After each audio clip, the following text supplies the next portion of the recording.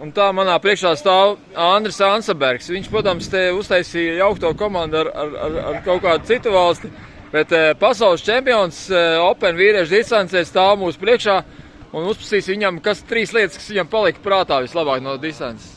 No distances viss palika prātā tā krusa, jūs bijat krusā. Krusa bija baigā krusa pa vidu ar lietu un vidīgi gāzās ūdens lejā pa ceļiem. Atsveicināja saucās. Bija atsveicinoši no augsts, jā. Tad otra lieta bija noteikti tās, kad skrējām lejā pa kalnu, kad nenormāli slīdē, nenormāli daudz reizes nokritām. Un trešā lieta, kas trešā lieta? Es nezinu. Skaisti skata, ļoti skaisti īstenībā bija. Ko tu varētu novēlēt Latvijas rogeneriem, lai turpmāk būtu labāki rezultāti šādos pasākumos?